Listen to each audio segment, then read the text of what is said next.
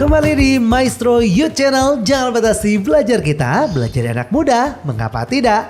Hari ini masih ngobrol-ngobrol bersama dengan Edgar. Dan satu anak muda ini menggambarkan bahwa anak muda ini bisa berkarya di mana aja. Salah satunya ada di panggung politik. Betul. Ya, Edgar sudah menunjukkan bahwa dia mempunyai komitmen. Dia masuk ke dalam satu partai politik dan mencoba untuk berkontestasi supaya dia bisa terpilih juga ya. Yep. Dan mari kita akan belajar banyak karena jujur aku sangat buta sekali dengan dunia politik ini. Waduh. Aku adalah satu contoh orang yang berkata partai politik, dunia politik itu bukan aku. Aku akan jauh dari sana. Oh, oke. Ya, tapi aku mungkin ikut kategori pertama atau kedua. Aku baca berita, aku juga mendiskusikan di orang-orang sekitar aku. Oh. Tapi untuk sampai masuk, kayaknya itu Enggak. bukan aku. Oke. Ya. Tapi banyak juga sekeliling teman-teman aku bilang seperti ini. Ya udahlah, nggak usah bahas-bahas politik. Kenapa? Mau presidennya A, B atau C, siapapun itu. Kerja mah kerja aja. Bener Iya, gak? Kita benar. nggak pengaruh mau presidennya siapa, mau anggota DPR-nya siapa. Gimana kamu untuk menyingkapi statement yang baru saja aku sampaikan? Oke, sebenarnya agak salah karena siapa yang akan kita pilih, kita bahas dulu yang presiden deh. Karena untuk nanti kita pemilu tanggal 14 Februari itu kita akan memilihnya ada 5 jabatan sebenarnya Kak. Jadi kita bahas dulu yang presiden deh. Siapapun presidennya kita akan sama-sama aja. Benar, dalam waktu ataupun dalam momen kita memang lagi masa yang tenang gitu, masa yang damai. Contoh aja aku kasih contoh misalnya saat zaman Covid. Zaman Covid kita kerja kan juga bingung. Nah saat zaman Covid itu tuh suatu hal yang luar biasa. Dari pemerintah sebagai presiden itu kan pasti ada punya kebijakan dalam menyikapinya. Apakah bantunya harus seperti apa, bantunya seberapa jauh, terus pemerintah membentuk apa dan lain sebagainya macamnya. Itu kan dilakukan oleh seorang pemimpin. Mungkin kalau bukan presidennya sekarang, presiden yang lain saat zaman Covid, ya pasti penyikapan cara-caranya pun akan berbeda. Gitu. Dan kalau misalnya mungkin mau ditambah terkait masalah-masalah yang zaman dahulu kan mungkin masih banyak yang kerusuhan-kerusuhan, krisis-krisis ekonomi, krisis moneter dan lain sebagainya macamnya. Itu kan karena apa? Karena ya mungkin ada faktor dari luar, bukan dari Indonesia tapi dari luar. Cuma kan tetap seorang presiden adalah orang yang pertama yang akan menyikapinya. Yang memimpin bangsa ini kita akan gimana, kita harus apa. Gitu. Kalau misalnya kita memilih suatu presiden yang salah, ya jangan komplain kalau misalnya nanti presidennya akan seperti ini gitu. Ibaratnya gini Kak, aku selalu ngomong, aku tidak mengkampanyekan salah satu calon apapun, cuman pesan aku adalah pemilu memilih presiden itu atau memilih calon-calon yang lain, kita bukan memilih yang terbaik Kak. Kalau kita memilih yang terbaik, pola pikir kita seperti itu nggak akan ketemu. Setuju. Semuanya punya kekurangan masing-masing. Betul. Kita nggak memilih yang terbaik, jadi tidak ada yang paling baik, tidak paling ideal. Kita hanya mencegah yang kita anggap paling buruk, yang paling buruk itu untuk memimpin, untuk berkuasa. Itulah pemilu. Jadi kita nggak memilih yang terbaik, kita memilih yang buruk juga kok. Cuman kita dalam usaha mencegah yang terburuk untuk berkuasa. Gitu Kak Yul. Dan satu suara kita itu amat sangat berharga. Pasti. Amat sangat berharga. Ya. Jadi ini juga ajakan untuk seluruh anak-anak muda, siapapun yang mendengar obrolan kita gitu ya. Jangan lupa untuk melakukan hak suara kita pakai hak suara kita. Pakai hak suara, betul. Saat nanti kita akan melakukan pemilu nanti di tanggal 14 Februari 14 Februari. Nah tapi aku masih mau bahas tentang politik ya. Boleh. Aku jadi kayak orang antagonis ya. Boleh. Dengan dunia politik boleh ya. Gak apa-apa. Kan dunia politik itu kotor. Ya, Gimana nih? Aku nggak mau masuk ke dunia kotor ini. Gimana kau tanggapan agar mendengar obrolan seperti itu? Oke, semoga sesi ini bisa pencerahan buat Kak Jul juga ya. Dunia politik itu kotor. Oke, mungkin jadi sebenarnya di masing-masing negara itu punya kultur ataupun lingkungan politik yang berbeda-beda. Nah, Indonesia mungkin punya kekhususan juga. Nah, kebetulan Indonesia kultur politiknya seperti ini ya sekarang ini. Ada yang berpikiran mungkin kayak Kak Jul politik itu kotor, itu pun nggak salah, normal. Ada juga yang pengen memanfaatkan wadah politik ini, ada juga yang ingin punya tujuan mulia melayani rakyat dan lain sebagainya macamnya, banyak motivasinya. Nah, politik itu kotor. Nah, jadi apa sih yang kita bisa lakukan? Sebenarnya ada 2. Kita bisa langsung terjun ke sana, kita buktikan, kita coba usahakan, berperanlah sekecil apapun, sedikit apapun itu peranan pasti akan bermanfaat untuk mengubah politik yang kotor, stigma ini itu supaya bisa berubah. Itu bisa kita lakukan. Tapi pertanyaannya kan apakah mau? Iya. Apakah mau Kak Jul jadi calon? Kayak saya enggak. Belum. Belum. Ini kayak dipaksa nih, kayakin nyalek nih kayaknya. Gitu. Nah, Oke, belum. dan yang kedua adalah ya kita nggak menjadi calon, kita jadi pihak luar aja, penonton dari luar aja. Cuman kita tetap berusaha semaksimal mungkin. Tadi prinsipnya adalah sekecil apapun usaha kita itu pasti akan bermanfaat. Kalau misalnya kita aja udah pesimis gitu ya, kita jangan komplain kalau misalnya politiknya nanti bakal kotor dan lain sebagainya macamnya. Kita pun tidak berperan. Berperanlah sekecil sedikit apapun itu. Niscaya harapannya bisa mengubah sedikit demi sedikit politik supaya lebih ya baik lah. Gitu Kak Jo. Setuju. Kalau kita cuma bilang kotor, tapi udah titik. Kita nggak ada langkah apapun, sama aja ya. Iya, Kita akan membuat itu tempat itu semakin kotor lagi. Betul. Kalau kita punya niat baik, kita Niat masuk baik. ke sana, siapa tahu perlahan-lahan kekotoran itu akan mulai terbersihkan, gitu ya. Lagi-lagi betul. lewat mana? Lewat anak muda. Salah Yap. satunya adalah Salah Edgar, satunya. ya. Ada impian yang dicapai di sana, ya. Yoi. Kita doakan berhasil untuk Edgar juga. Tapi buat Sobat Maestro yang mau dengar obrolan kita, kayaknya untuk obrolan terakhir, aku mau dong Edgar edukasi kita. Oke. Edukasi tentang bagaimana nanti pemilihan di 14 Februari nanti. Oke. Nah, karena kan penting juga ya. Penting. Katanya nanti saat kita memilih, langsung 5 kertas yang akan diberikan. Langsung 5. Bener ya? Bener. Nah, aku jujur takut daripada aku salah dan semoga Sobat Maestro juga punya gambaran nih ya. Nanti supaya menyoblosnya benar, yuk kita akan dengarkan Edgar akan memberikan edukasi politik buat kita semua. Oke. Tapi nanti ya.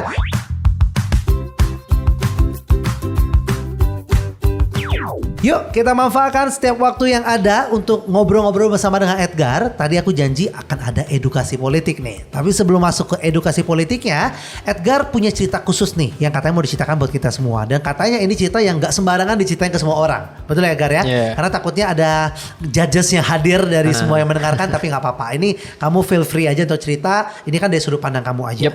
Katanya seorang Edgar ini bisa masuk ke dunia politik pun ini lahir karena ada panggilan dari Tuhan. Dimana kamu mencoba untuk udahlah nggak mau. Kamu juga pernah berpikir hal yang sama seperti Kak Jo kan? Bahwa kamu nggak mau masuk ke sana. Yap. Tapi ternyata saat kamu melakukan itu malah kamu didekatkan terus katanya. Nah gimana nih cerita detail? Jadi gini Kak Jo. Kebetulan ayah aku juga sempat maksudnya berkecimpung di dunia politik juga. Ayah tuh. Pernah ayah tuh. Nah terus jadi selama beres kuliah, akhir-akhir kuliah itu sempat diarahkan untuk pencalonan gitu, untuk diarahkan pencalonan dari partainya ayah gitu. Cuman aku sama seperti Kak Jo, benar-benar seapatis dan nggak mau sealergi itu sama dunia politik. Dan untuk kepentingan pribadi aku pun aku nggak melihat nyalek ini tuh merupakan langkah yang paling bijak dan paling tepat untuk mengawali karir aku. Kalau aku anak hukum ya karir yang paling ideal menurut aku ya kantor hukum Jakarta gitu mungkin ya. Setuju. Nah, aku tolak tuh. Jadi udah sampai bener-bener tolak lah gitu. Nah, terus singkat cerita aku sempet nih ke gereja. Kan itu kan masih beres kuliah. Nah, aku tuh belum pernah membawa permohonan wujud doa aku terkait karir ini dalam saat di gereja. Aku selalu bawanya tuh saat doa malam, doa sebelum tidur gitu. Nah, aku belum pernah ke gereja. Di gereja tuh wujud doa. Padahal sering gitu. Nah, ya cobalah aku ke gereja. Gereja biasa hari Minggu, terus aku bawa wujud doa itu. Beres hari Minggu, itu kan pagi-pagi, siangnya ada tawaran dari partai yang sekarang ini. Jadi beda partai tuh. Jadi aku sama ayah aku sekarang beda partai. Ya? Musuhan di rumah tuh. Beda bendera nih. Beda. Nah, jadi ada tawaran partai ini tuh ditawarkan, tapi saat itu respon aku masih sama, nggak mau. Tetap nggak mau. Walaupun ya aku menilai mungkin agak sedikit lebih baik lah partainya dibanding yang ayah aku dulu tuh.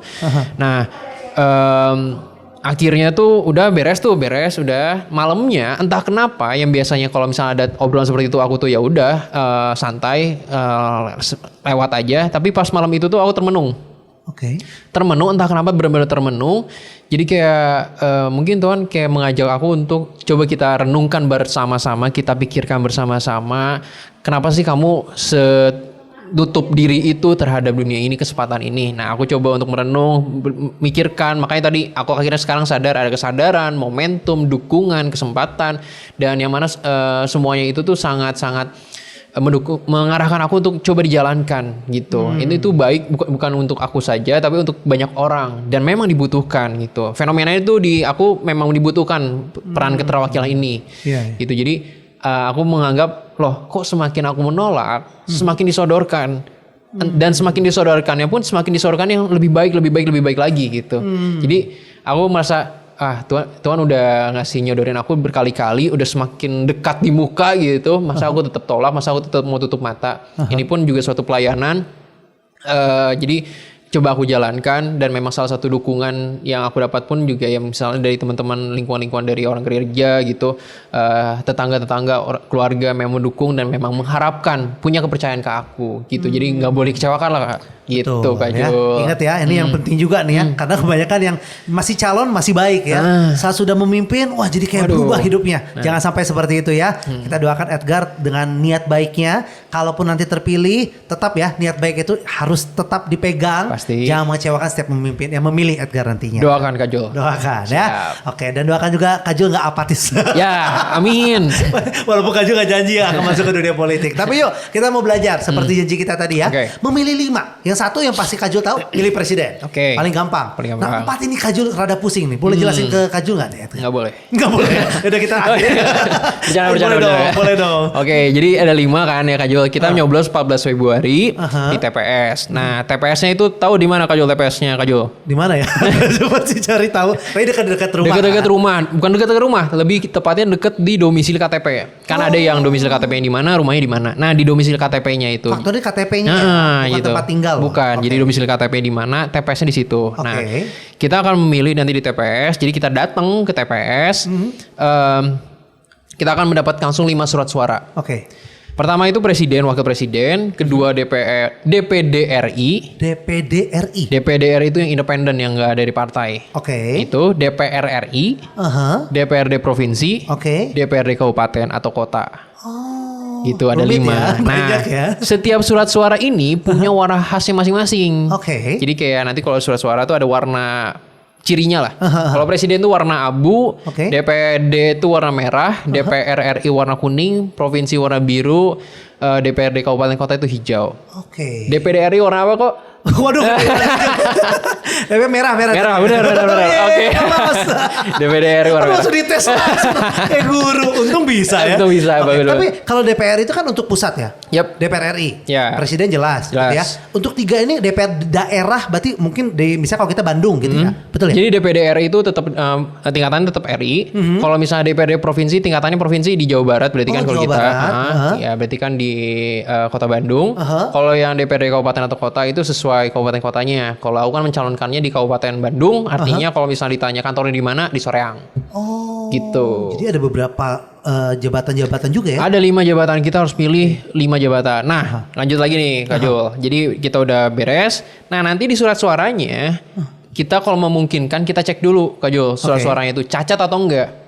Supaya hak suara kita tuh bisa tersalurkan dengan baik, benar-benar sah. Kita cek dulu cacat atau enggak. Kalau cacat, kita minta ganti ke Boleh petugas ya? Boleh. Oke. Gitu. Aha. Entah mau diceknya langsung di TPS atau misalnya di biliknya, boleh, terserah, yang penting dicek. Oke. Nah, nanti saat dibuka satu-satu tuh yang ada foto atau muka wajahnya di surat suara cuman presiden, wakil presiden dan DPD RI. DPD. Untuk 3 jabatan lainnya cuman foto? nggak ada foto, cuman nama, nomor urut, partai saja.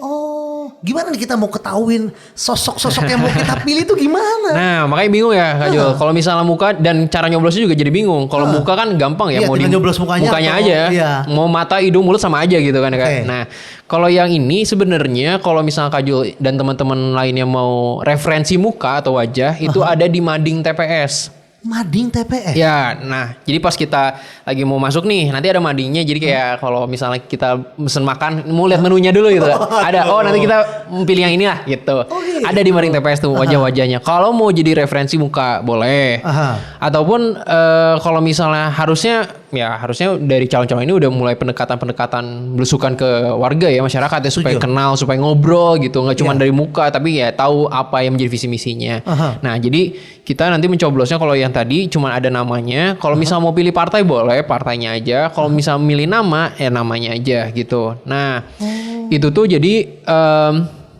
karena yang Kak Jul misal milih suara partai itu misal ke partai itu tuh belum tentu masuk ke yang nomor urut 1 Kak. Oh, belum tentu. Belum tentu. Itu sistemnya dulu. Oh. Proporsional tertutup namanya. Iya, Sekarang iya, iya. terbuka. Jadi anggapannya kalau misalnya nomor 3 yang paling banyak, ya nomor 3 lah yang kepilih. Nanti suara partai masuknya ke dia. Oh, suara Gitu. yang terbanyak yang masuknya. Kalau dulu kan langsung ke nomor 1 ya. Betul, gitu. betul. Oh, sekarang udah nggak Udah seperti enggak. itu ya? Namanya proporsional terbuka sekarang gitu. Siap, siap. Aku Gitu juga lah. mau belajar juga nih Edgar ya. Karena aku takutnya aku orang awam daripada aku salah, lebih baik aku nanya pada yang ahlinya aja. Boleh nggak aku milih partainya apa, lalu si calonnya bukan dari partai itu? Di satu surat suara yang sama. Satu surat suara yang sama? Enggak. Nggak boleh ya? Enggak, nanti enggak sah. Nanti nggak akan sah. Jadi nggak. suara dari partainya juga nggak sah. Untuk nama yang dicoblos juga tidak sah, sah. nggak. Oke, ini Gitu. satu pengetahuan juga ya. Apa aku aja yang nggak tahu ya. Tapi semoga ada juga yang pertanyaan mewakili ya. Semua teman-teman yang mendengarkan juga. Sebenarnya edukasi gini Kak. Jadi tuh kalau misalnya pokoknya ada dari KPU tuh kalau misalnya nyoblosnya 2 kali di nama yang sama gimana? Kalau misalnya namanya ini partainya yang sama juga gimana dan lain sebagainya macamnya. Nah, tapi aku menyarankan untuk Kak Jul dan teman-teman yang lainnya, paling gampang udah gini aja. Satu surat suara, satu coblosan. Jangan 2, jangan 3. Oh, tapi kan mau milihin calon sama partainya gitu biar jelas. Enggak, udah satu aja. Oh, saat kita memilih calonnya, otomatis udah memilih partainya. Iya, betul. Jadi mau calon-calon, partai-partai. Kenapa? Karena pengetahuan ini tuh belum tentu dimiliki oleh semua petugas TPS. Belum tentu kan pelajar dan apal dan ada yang ngawasin gitu kan. Setuju. Nah, jadi untuk amannya dibanding kalau harusnya disah tapi karena ada 2 coblosan jadi bingung, 2 coblosan nggak sah, kan bisa gitu. Jadi supaya hak suara kita tetap tersalurkan dengan baik, udah yang penting satu surat suara, satu coblosan. Oke. Gitu Kak Jo. Itu informasi ya. Jadi setiap kertas gunakan coblosan satu kali Satu aja, tips dari aku itu. Itu tips dari ya. aku. Ada lagi nggak yang kadang-kadang belum disampaikan atau mungkin sudah disampaikan tapi sosialisasinya masih kurang, yang itu bisa berakibat fatal untuk kita nanti suara kita jadi nggak sah. Ada? Oke, kalau tipsnya mungkin Kak Jul tahu kan nih ukuran surat suara segede apa? Ini ya. Segede koran lah. Koran Koran lah ya. yang koran dibuka. Nah, gede segede itu tuh. Aha. Jadi kita udah buka yang gede, namanya ada 100 nama lebih, kita cuma bisa milih satu. Nah, itu artinya kita harus mempersiapkan diri, harus udah langsung jelas dulu. Kita kalau bisa yakin dulu mau nyoblos siapa. Oke. Jadi nggak terlalu lama atau nggak terlalu nervous lah di bilik suara saat nyoblosnya. Ya. Nanti kan udah beres nyoblos, nanti masukin ke kotak suaranya masing-masing satu-satu tuh sama Kak Jul sendiri. Oke. Habis itu tinta udah beres. Nah, mungkin fun fact lainnya adalah Kak Jul tuh bisa ngelihat, kalau Kak Jul tahu nggak sih gimana caranya Kak Jul tahu Kak Jul tuh punya hak suara yang sah atau tidak? Kak Jul tuh masuk ke dalam daftar pemilih tetap untuk pemilu 2024. Taunya dari mana Kak Jul? Wah, aku nggak tahu nih. Nggak tahu. Jangan-jangan nggak bisa milih nih. Wah, seriusan? Jadi gini, biasanya yang cara tradisional tuh di rumah Kak Jul tuh biasanya ditempelin tuh ada, saya punya hak suara pilih gitu, ada stikernya biasanya. Itu tuh ada langsung dari petugasnya. Oke. Ataupun dari surat pengantar RT RW setempat. Jadi ngasih tahu ke pengantar. Jadi nih rumah ini kamu punya hak suara ini gitu kan. Itu tuh gunanya adalah biasanya kan yang tadi rumahnya di sini tapi domisili KTP di mana. Oke. Itu tujuannya itu. Nah, selain 2 itu sekarang pemilu 2024 itu tuh mengarahkan digitalisasi Kak. Oke. Nah, jadi sekarang kita bisa ngecek hak suara kita, kita tuh pemilih tetap atau bukan di website.